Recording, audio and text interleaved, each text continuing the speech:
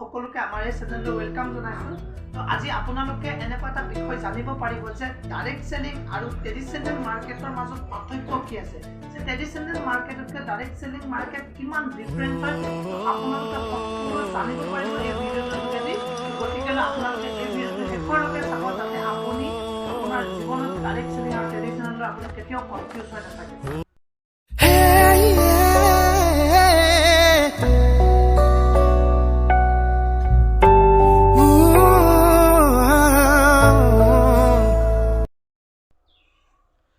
Traditional মাৰ্কেটখন হৈছে এনেকুৱা এখন মাৰ্কেট যিখন মাৰ্কেটত আপুনি মই ডেইলি সামগ্ৰীবোৰ ক্ৰয় কৰি থাকোঁ। তো ছাপ'জ ধৰিব গ'লে যে আপুনি মই জীৱনত ব্যৱহাৰ কৰা সকলোবোৰ সামগ্ৰী যিখন মাৰ্কেটৰ পৰা ক্ৰয় কৰি আছিলোঁ বা লৈ আছিলোঁ, তো সেইখন মাৰ্কেট হৈছে ট্ৰেডিশনেল মাৰ্কেট।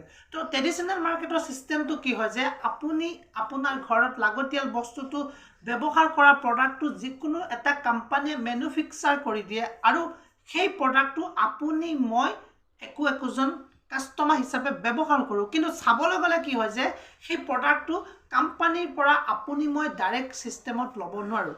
তো গতিকে এটা ছিষ্টেমৰ যোগেদি আপোনাৰ ঘৰত মোৰ ঘৰত ট্ৰেডিশনেল মাৰ্কেটৰ প্ৰডাক্টবোৰ আহি পায়।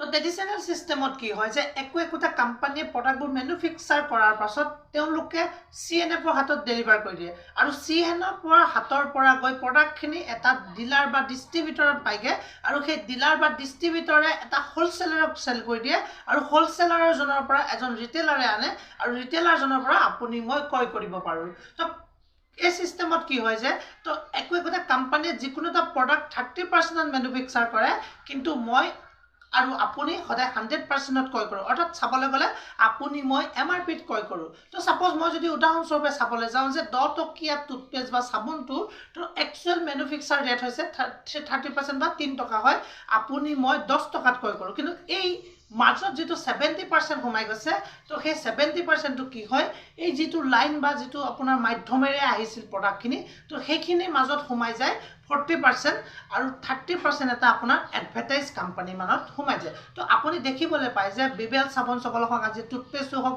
একোটা চেলিব্ৰিটিয়ে আপোনাৰ এডভাৰটাইজ কৰে। তো গতিকে এডভাৰটাইজৰ নামত আপোনাৰ 30% সোমাই যায়।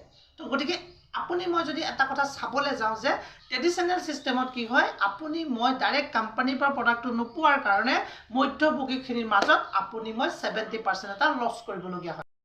আনহাতে ডাইৰেক্ট সেলিং ছিষ্টেমত কি হয় যে আপুনি ব্যৱহাৰ কৰা প্ৰডাক্টটো একোটা কোম্পানীয়ে মেনুফেকচাৰ কৰে, বাট সেই ছিষ্টেমত ডাইৰেক্ট কোম্পানীৰ পৰা কাষ্টমাৰলৈ প্ৰডাক্টটো আহি যায়।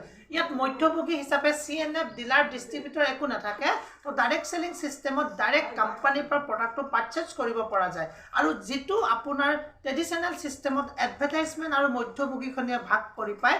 তো ডাইৰেক্ট সেলিং ইণ্ডাষ্ট্ৰীত যিসকল ব্যক্তিয়ে কাম কৰে সেইসকল ব্যক্তিৰ মাজত 70%টো ডিষ্ট্ৰিবিউট কৰি দিয়ে।